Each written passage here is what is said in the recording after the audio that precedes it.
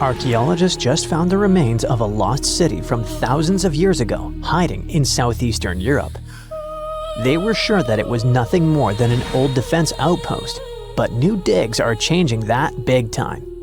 They now believe the site might actually be the lost capital of an ancient kingdom of Linkstus that has to do with Alexander the Great, the man who changed history.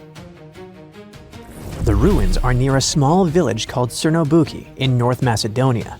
You can find mentions of them from 1966, but nobody really dug into them until about 15 years ago.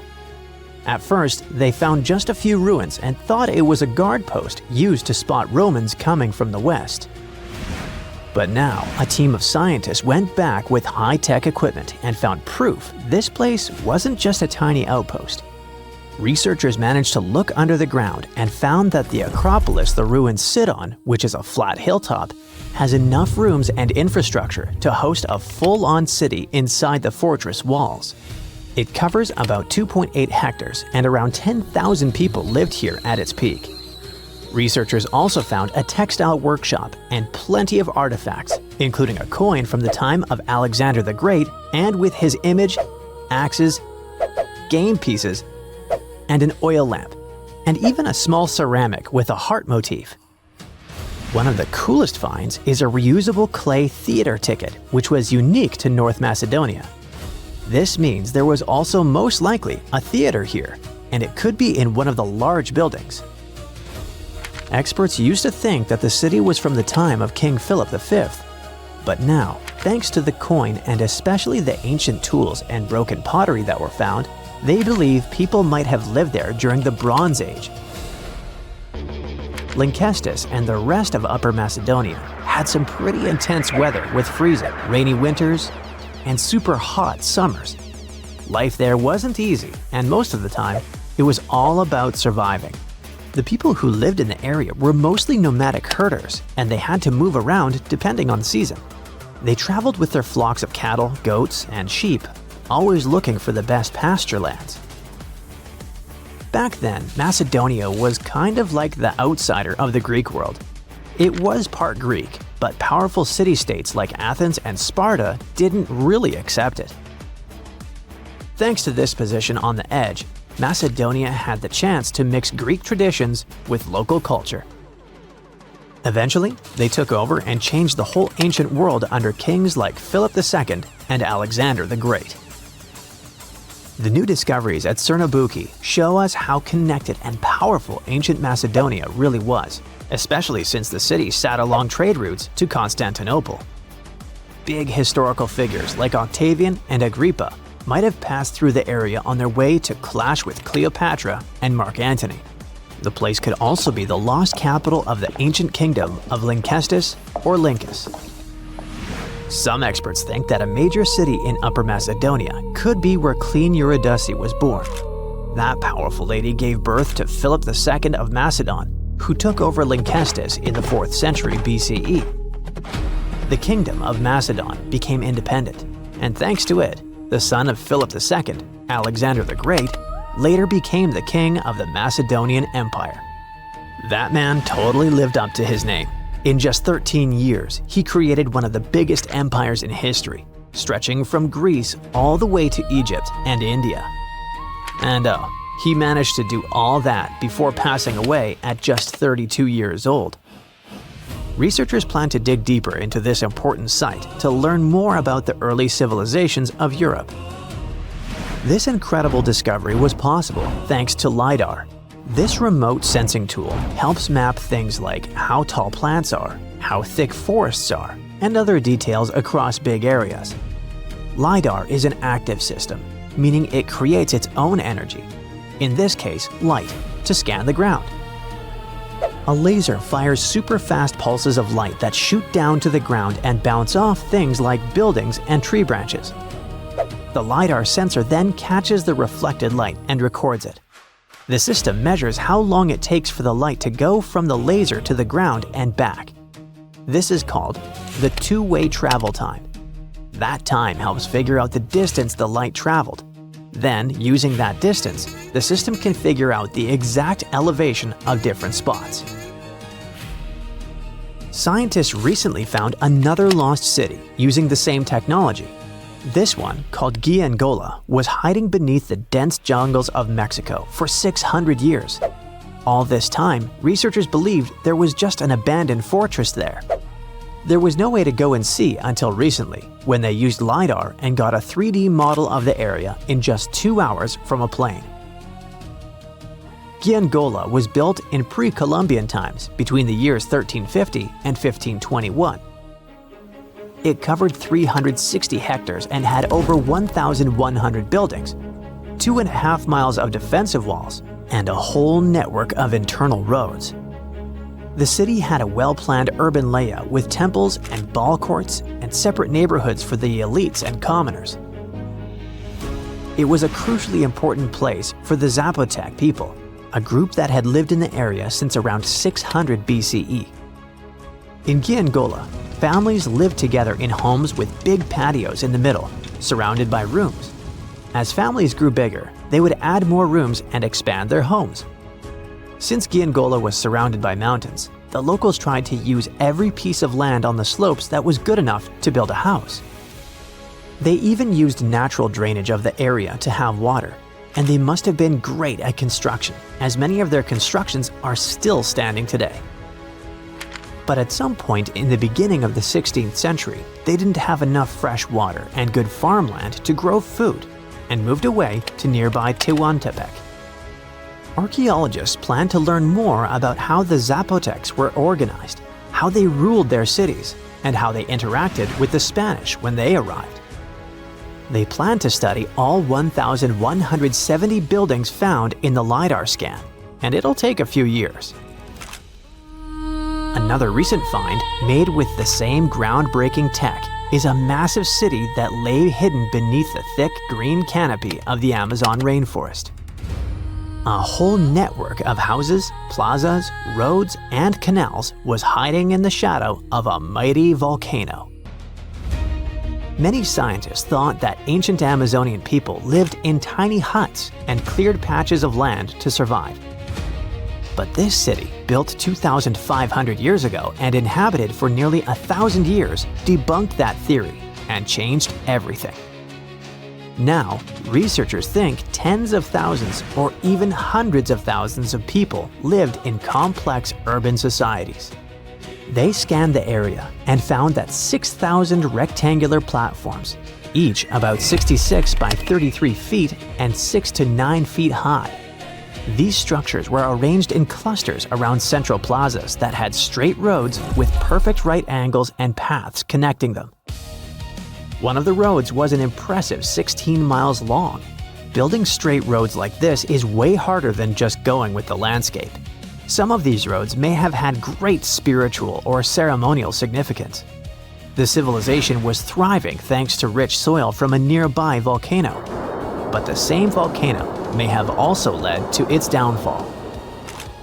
Researchers also found signs of threats to the cities, such as ditches that blocked entrances to the settlements. Maybe some people living nearby were trying to get in.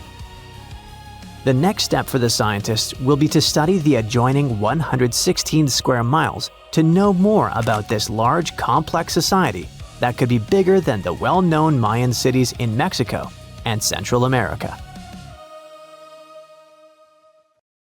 Let's face it, most ancient tombs have been looted at least once.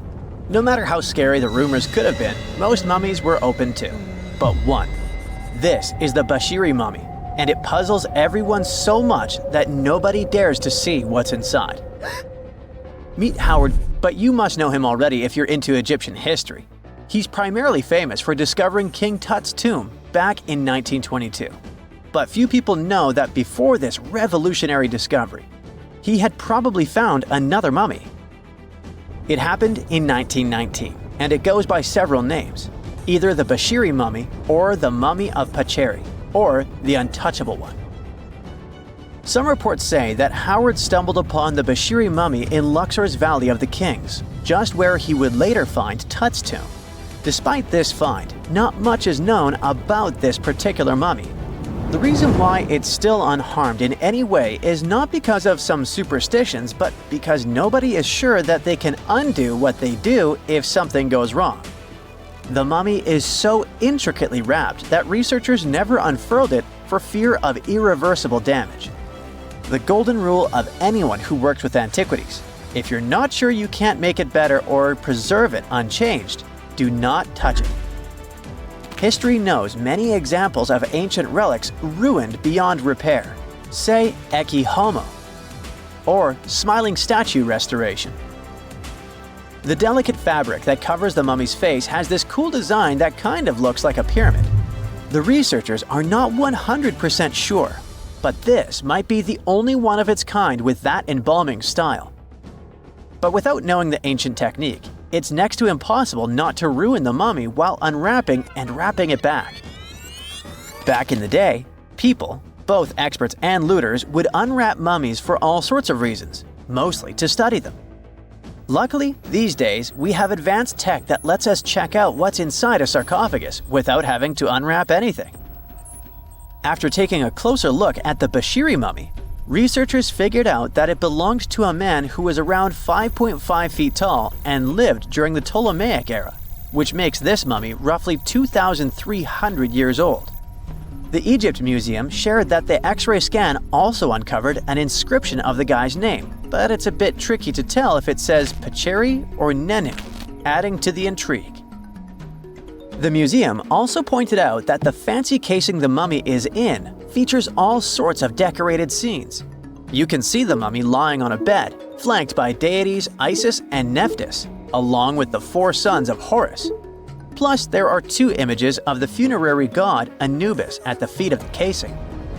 By the way, Bashiri mummy is not the only one that has remained untouched. This is Issa Temkebde, and Gaston Maspero, a French archaeologist, made the decision to leave her mummy untouched, wanting to keep her resting peacefully since she was in such amazing shape. He did mention, though, that her tomb had been raided long ago.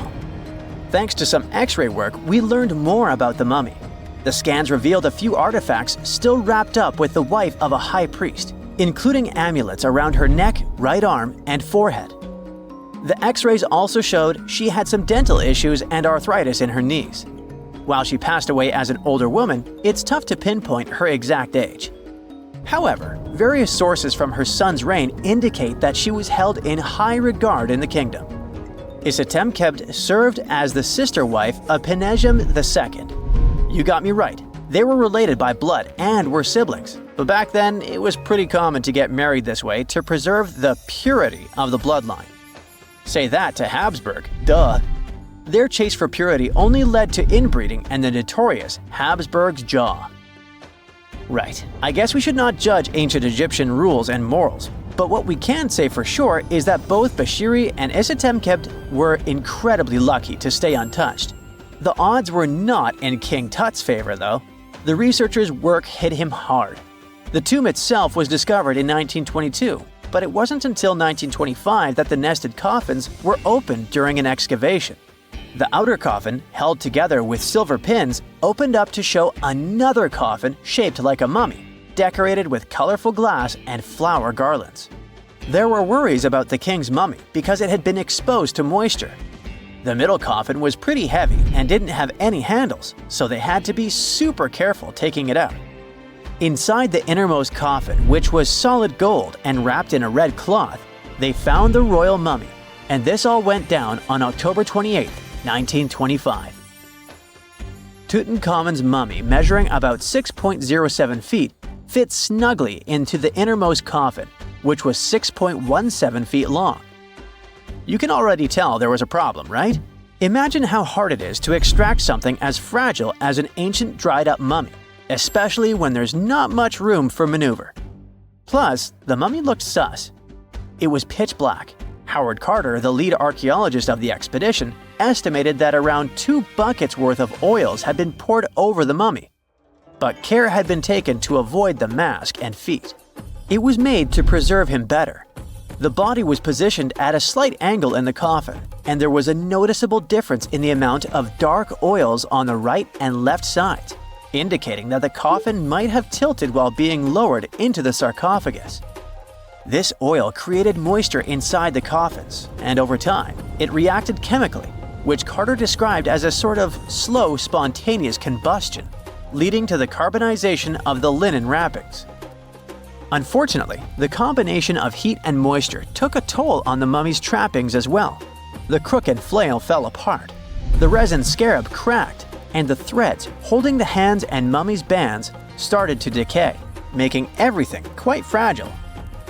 Plus, the oils hardened over the years, effectively gluing the mummy and mask to the coffin's bottom. To try and separate the mummy from the inner and middle coffins, they were placed in the sun for several hours, reaching temperatures of 149 degrees Fahrenheit. Despite this effort, the mummy remained stuck, so the initial examination had to be done right where it was. The first part of Tutenkhamun's mummy the researchers checked out was his lower legs and feet, meaning they started the examination from the bottom up. As they peeled back the bandages, they uncovered the first of many treasures wrapped up with the king. They took their time to carefully document and photograph everything they found. The inner layers of bandages were in pretty bad shape, mostly turning to dust, making it tough to figure out how everything was originally wrapped. Still, the overall methods matched what was seen in other nobles' mummies from that time. Lots of folded linen pads were used to shape the torso and thighs. The outer and inner bandages were made from fine linen, while the middle layers were coarser. They had some intricate bandaging around the shoulders and chest with a similar style around the groin. Each limb, along with fingers and toes, which were fitted with gold caps, was wrapped separately. Tutenkhamun even wore gold foil sandals on his feet. They hoped to separate the mummy from the coffin by removing the outer bandages, but the resins had stuck the body to the coffin. So, the researchers ended up chiseling it out. To do this, they had to cut the torso in half at the hips and disarticulate the arms to continue unwrapping. Each part was treated with hot paraffin wax for stability, and later the hands and feet were reattached with resin. Finally, they used hot knives to detach the head from the mask. To check the teeth, it was decided to make an incision around the jaw and neck, which was later fixed with resin. So technically, the scientists did all they could to preserve the mummy, but still, in a way, it ended up being damaged beyond repair. What do you think? Should they have left it in the coffin, or did they do the right thing? Let us know in the comments. They found the tomb of a royal doctor who lived over 4,000 years ago, a man who held pharaohs' lives in his hands. This man knew secrets that only deities and kings were allowed to hear. And yet, when they opened his tomb in 2024, there was no body, just vivid paintings, untouched by time, and cryptic symbols carved into stone. Who was he, and why was he buried with spells linked to a scorpion deity? The tomb was buried deep beneath the sands of Saqqara. The doctor's name was Tutenkhamun. He lived around 4,100 years ago, during one of Egypt's most mysterious turning points, right at the edge of glory and collapse. These were the final days of Egypt's Old Kingdom. The sun still glinted off freshly built pyramids, but the shadows were already creeping in. The pharaoh, Pepi II, had ruled longer than anyone before him, 90 years. But by the end of his reign, the country was cracking. The power was slipping, the regional leaders were rising, and the Nile floods grew unpredictable. In this shaky period, the mysterious doctor thrived. His tomb was discovered by a Swiss-French archaeological team in the shadows of old pyramids. The weirdest part was that when they uncovered his burial chamber, they found no body, no golden treasures either. Unfortunately, the tomb had been robbed long ago. But what remained was something even more fascinating: the words and images left on the walls. The paintings are still vibrant, bright colors that somehow survived all those years underground. The walls show jars, containers, strange abstract patterns, and geometric shapes. And then there are hieroglyphs, lines and lines of sacred script carved with precision, like someone had poured their soul into every curve. These inscriptions revealed who Tutenkhamun truly was. Turns out, he wasn't just any doctor. He was the conjurer of Serket. Now, Serket was the female deity of scorpions, sacred and terrifying. Egyptians believed she could stop venom, heal bites, and protect the living from toxic elements. The title, Conjurer of Serket, meant Tete Nebi Fu was a specialist in treating dangerous stings and bites. And if he got an entire tomb for himself, he may have been Egypt's top expert in those things, a man who healed with both medicine and magic. But that wasn't all. He also held the title Director of Medicinal Plants, a title seen only once before in all of ancient Egypt. That means he knew the healing power of herbs, roots, and oils like no one else. Now, you might wonder, what plants in a huge land of sand? But in reality, ancient Egyptians used herbal medicine that would hold up in some labs today. They created pills, ointments, and inhalers. Most often, they chose some active ingredient, a flavor to make it easier to take, and something to deliver it into the body. Sound familiar? And yeah, they didn't have many traditional plants, so some of these ingredients were bizarre by our standards, like using crocodile dung and acacia mixed with honey. They even had formulas for anti-wrinkle creams. And apparently, our mysterious healer was also chief dentist. This title is almost never seen in ancient records. Evidence of Egyptian dentists is incredibly rare. Turns out, our ancient genius didn't just fight stings and study plants. He was also trusted with teeth and jaws, which were actually a huge problem in ancient Egypt. These people may have built wonders, but their teeth paid the price. Ancient Egyptians constantly caught grains of sand in their mouths. They often ate grit-filled bread and raw vegetables, which wore down enamel and caused a horrible condition called attrition. This led to tons of problems, including tooth loss. They had to improvise back in the day. For example, crafting the world's oldest known toothpaste from crushed rock, mint, and pepper, which ironically only made things worse for the gums. Or a toothpaste from things like eggshells, pumice, and natron, a salty mineral used for cleaning. They were also inventing mouthwashes from celery, bran, and herbs to ease the problem. Some mummies were even found with crude metal braces and gold wires attaching missing teeth. Though we're not sure if these were for the living, or was it just a nice little addition added as an afterlife gift. So, Tete Nebi Fu specialized in all these fields. 3 rare titles for one man. Now, back in the day, he must have been admired as incredibly knowledgeable. In a world without modern science, he would have been like a sorcerer who knows how some leaf or bark could save a life. That's why archaeologists believe Tete Nebi Fu wasn't just any doctor. He was, most likely, the royal physician, the one who treated the pharaoh himself. We don't know for sure which king he served. Maybe it was Pepi II, and who knows, maybe that's why the guy lived so long. But if that was the case, Tete Nebi Fu may have lived through the final moments of the Old Kingdom, watching the Golden Age crumble from inside the palace walls. And then he was buried. The body was looted, or perhaps just lost to time. But the team says they're still studying the tomb, still uncovering the traces of this incredible man. Overall, ancient Egyptians were practicing medicine on a crazy advanced level. Some practices feel familiar even today. They had hospitals, specialists, surgeries, and many more things, even medical schools. Both men and women were allowed to be doctors. They healed with various methods and practiced surgery with actual tools, scalpels, forceps, even sutures. Some doctors treated only the eyes, others the teeth, the stomach, or even what they called the hidden diseases. They knew how to clean and dress wounds, could set broken bones using splints made of wood or reeds wrapped in linen, and even prevented infections. There were even proctologists.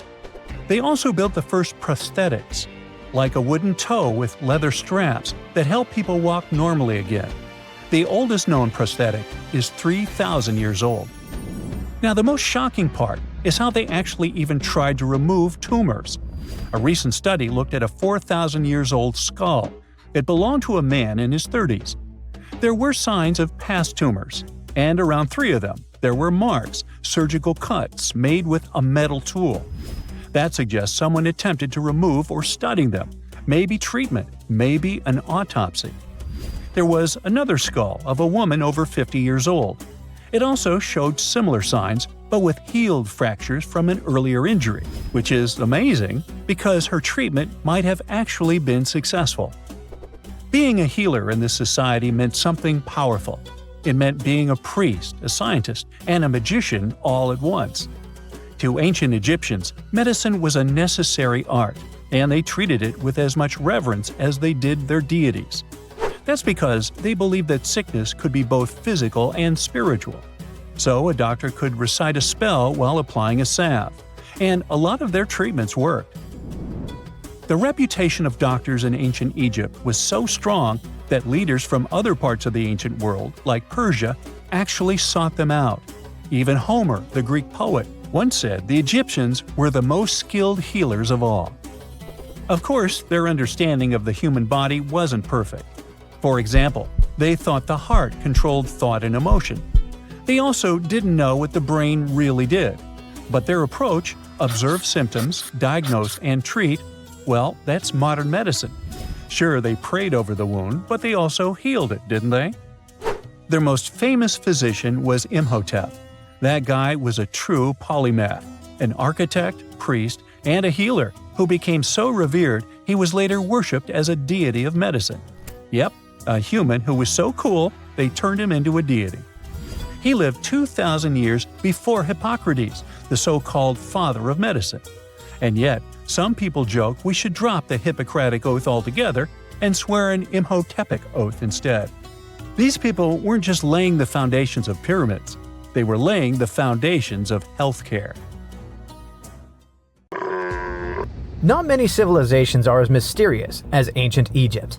A powerful empire that lasted over 3,000 years. It gave us pyramids that still stand and myths that still inspire. It's one of the most explored places on Earth, yet somehow, we still find exciting stuff. In Abydos, archaeologists just uncovered a 3,600-year-old royal tomb. It's huge! It has golden hieroglyphs of deities covering the entrance. But the pharaoh's name? It's not there. It's missing. Who was this ruler? And what new chapter could this open in Egypt's story? If there's one place in Egypt where the line between life and demise feels thinner, it's Abydos. To the ancient Egyptians, this was sacred ground. They believed it was the burial place of Osiris, the god who literally passed away, had his remains separated, and came back to life to rule the underworld. Because of that, Abydos became Egypt's spiritual gathering place. Pharaohs built amazing temples here, like the Temple of Seti, famous for its King's List, a wall that has the names of 76 pharaohs carved in it. Pilgrims came from across Egypt, leaving offerings and participating in Osiris festivals, where his demise and rebirth were ritually reenacted. It wasn't just symbolic worship, it was Egypt's version of Comic-Con. But instead of cosplaying superheroes, people reenacted gods coming back to life.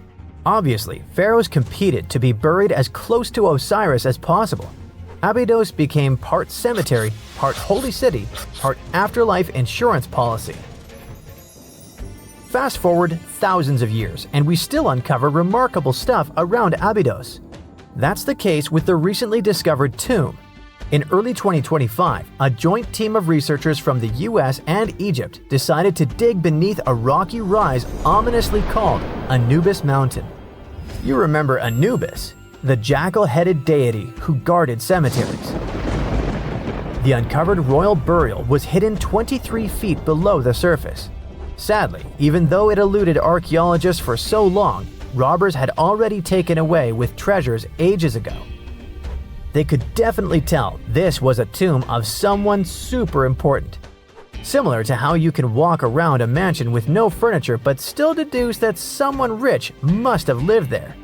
The chamber had mud brick vaults rising over 16 feet. That's taller than a female giraffe standing upright. For something built 36 centuries ago, it still felt enormous. However, when you remember that Egyptians were masters of architecture, nothing seems surprising. So no treasures, no golden mask, and sadly, no name. The cartouche that should have spelled the king's identity was unreadable. Egyptian tombs usually bragged about who was inside. In ancient Egypt, a cartouche was basically a big oval name tag for kings wrapped in hieroglyphs. Think of them as VIP passes that worked in both this life and the next. Without it, your soul couldn't check into the afterlife hotel. That's because to the Egyptians, your name, your Ren, wasn't just so your teacher could distinguish you from kids with the same haircut. It was a core part of who you were. As long as your Ren survived, so did you. To have your name forgotten was considered a fate worse than passing away. A soul cannot journey without a name. That's why you'd see cartouches all over the place, on temples, obelisks, jewelry, statues, and tomb walls. It wasn't there just for the marketing. It kept the pharaoh's presence front and center everywhere you looked. Imagine building a massive tomb only for 3,600 years later to walk in and go, who is this guy again? Not cool at all. That's why it's fair to imagine our nameless pharaoh haunting the robbers for all eternity. So yeah, cartouche was considered very significant. One of the most famous and mind-blowing examples comes from the tomb of Thutmos II. His burial chamber and sarcophagus were literally shaped like a cartouche. In other words, the entire room was a living architectural symbol of his name. Thankfully, in the recently discovered tomb, not everything was erased. Painted in golden hues at the entrance were two familiar guardians, deities Isis and Nephthys. Isis was the magician who stitched Osiris back together and breathed life into him. Nephthys, her sister, was the eternal mourner and protector of the mummy. Together, they promised that whoever rested here would not face the afterlife alone, and it's one additional proof of the importance of the mysterious pharaoh. So, who could this be? To answer that, we need to go down history lane. This tomb dates back to Egypt's messy chapter called the Second Intermediate Period. Instead of one ruler in charge, the country had many rival kingdoms, each with its own little power base, like a real-life Egyptian version of Game of Thrones. And right in the middle of that chaos was Abydos. For a while, it was home to its own line of kings, the so-called Abydos dynasty. Those weren't the pyramid builders everyone knows, and that's why they're so mysterious. They left behind almost nothing. No great monuments, no sprawling cities, just fragments of names on broken blocks. For centuries, many scholars even doubted they existed at all. That sorta changed in 2014, when archaeologists uncovered the tomb of Senebkay, one of those shadowy kings. Now, everything we know about Senebkay points to him having quite a story to tell. His bones revealed 18 deep wounds, the kind you get in battle. He had blows to his skull, back, and hands, and likely lost his life fighting, making him one of the few pharaohs we know who sadly fell in combat. His tomb was modest, with reused artifacts from earlier kings, but it delivered one priceless thing: proof.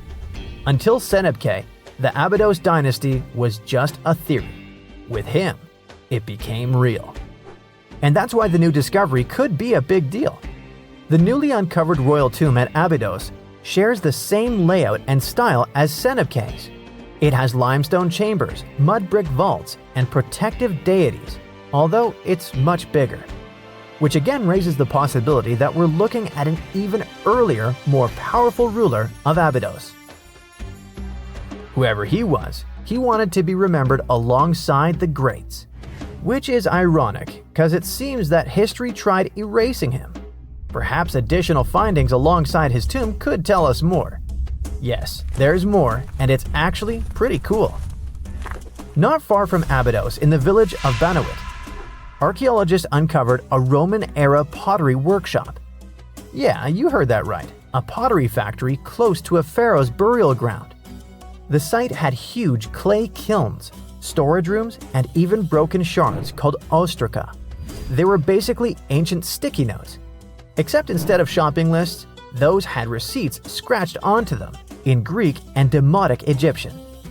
Little records of everyday transactions, the kind of thing you'd never expect to find near a lost dynasty king. Honestly, the potters missed a chance. Forget boring receipts. They should have been selling Osiris's mugs and Anubis figurines to pilgrims and tourists. But that's not all. It seems that centuries later, during the medieval period, the same ground became a cemetery. Archaeologists found mud brick graves with skeletal remains. This could mean that Abydos kept its aura of significance for hundreds of years after the Age of Pharaohs. So why this hill again and again? Is this place really a getaway to the afterlife? It is, after all, the very place where Osiris is said to rest. That belief lingered like a shadow for thousands of years, strong enough to pull in pharaohs and later medieval families. Different rituals, same sacred ground. Although, to be fair, the Romans weren't here for Osiris. They came to make pots. The story of Abydos is not over. The excavations will continue, and who knows what else could be discovered in the future. Today, archaeologists are armed with tools that are basically X-ray glasses for the desert. Every scan could reveal a hidden chamber, or if we're lucky, finally give our nameless pharaoh his wren back to him.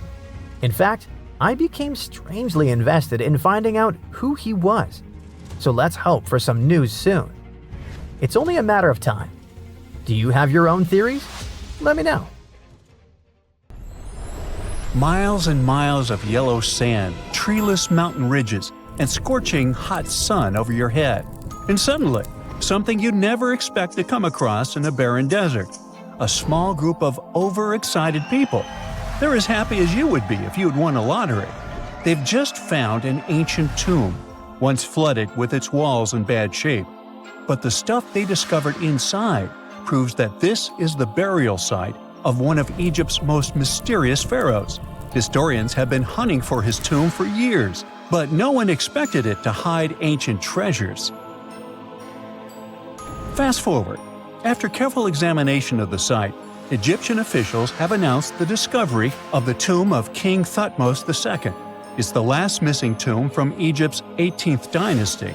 And this is also the first royal tomb found since King Tutenkhamun's was discovered in 1922, in more than 100 years. A team of Egyptian and British archaeologists found the tomb in the Theban Mountains area, west of Luxor, near the famous Valley of the Kings. Before this, the site was only known as Tomb C4, but during their excavation, the team found clear evidence proving it belonged to King Thutmos II. Archaeologists actually found the entrance and main tunnel leading to the tomb in 2022. But at first, they thought it belonged to a queen because it was near the graves of Thutmos III's wives. It was also close to Queen Hatshepsut's tomb. Originally, it was prepared for her when she was just a royal wife. But everything changed when she became pharaoh. But we'll talk about this twist of fate a little later. But soon they realized that their discovery was much more significant. They found alabaster jars with Thutmos II's name and the words "deceased king" written on them. That's when they realized that the tomb was actually his final resting place. Sadly, Thutmos II's tomb has seen better days. According to the head of Egypt's antiquities sector and the leader of the Egyptian excavation team, the tomb suffered major damage from ancient floods not long after the pharaoh's death. Water swept through the burial chamber, likely destroying or displacing many of the original artifacts. Much of what had been once inside the tomb was moved elsewhere in an attempt to salvage it. The researchers found out that the tomb had a basic design, with an entrance, a sloping main corridor, and a burial chamber.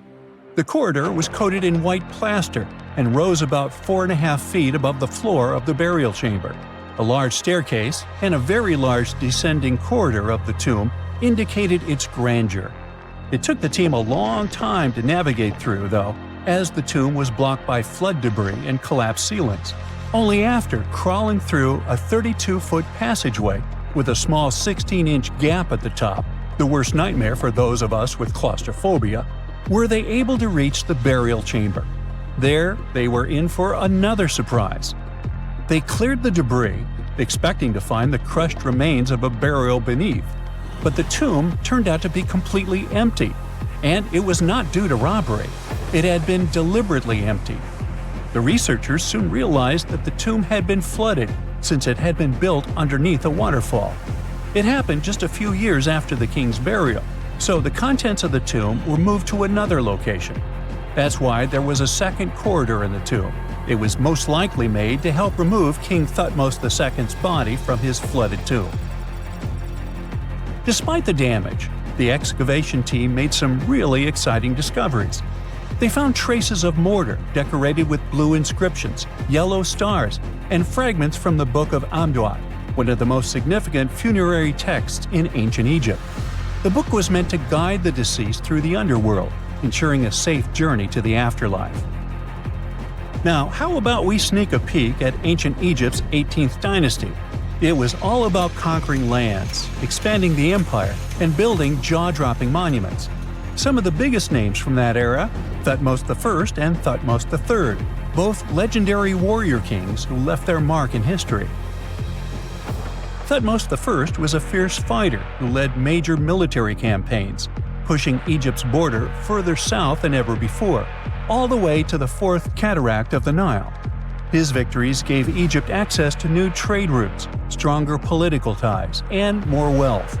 His conquests were so significant that they were recorded in the tombs of his top officials. Thutmos III, sometimes called Thutmos the Great, took things even further. He was not only an incredible military strategist, but also the commander of Pharaoh Hatshepsut's armies before becoming king himself. He led between 17 and 20 military campaigns, winning every single one and expanding Egypt's empire to its peak. He even created the world's first navy. Thutmos III is often remembered as Egypt's greatest warrior pharaoh.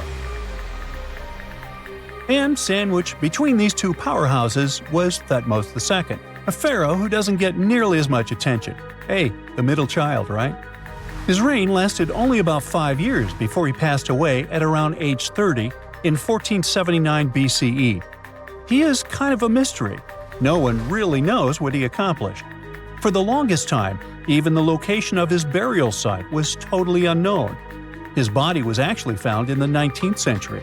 It was just lying around in the mortuary temple of Deir el-Bahari, in a secret chamber where priests used to hide royal mummies centuries after their original tombs were looted by grave robbers. In other words, Thutmos II's body must have been moved from his original resting place at some point in history to protect it.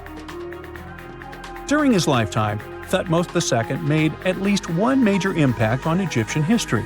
He married his half-sister Hatshepsut. That might not sound like a big deal, but it helped her become Egypt's greatest female pharaoh after he passed. The catch? She kept her stepson, Thutmos III, off the throne for decades. When he finally took power, he erased her name from history out of spite. And still, Hatshepsut is one of Egypt's greatest pharaohs, no matter if you're talking about a man or a woman. She brought a lot of wealth and art to Egypt. She led a big trading trip to a place called Punt, where she brought back things like gold, ebony, and incense. She also made sure her name lasted by building amazing structures that we can still see today. At Karnak, she added huge obelisks. One of them is still standing tall. She also was the one to build the Temple of Deir el-Bahari with its countless columns. She was buried there. Interestingly, Hatshepsut was often shown in art as a man with muscles and a beard, like how pharaohs were usually depicted. But she made sure there was always something in the artwork that reminded people she was a woman, like calling herself Daughter of Re or His Majesty herself. When she passed away in 1458 BCE, Egypt wouldn't have a female ruler as powerful as her until Cleopatra, about 1400 years later.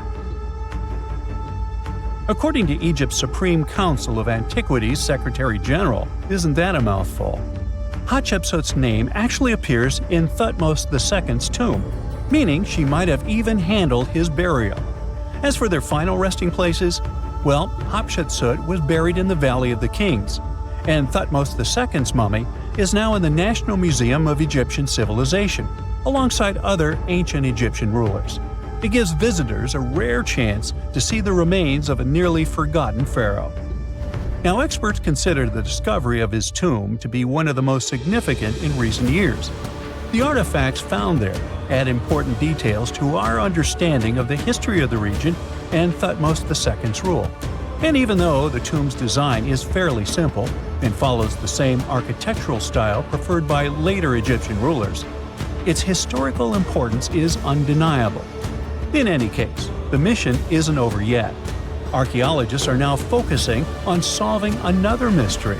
Where did the rest of the tomb's contents end up? The team is determined to continue their search. Who knows what other secrets they will uncover that have remained hidden beneath the sands for thousands of years.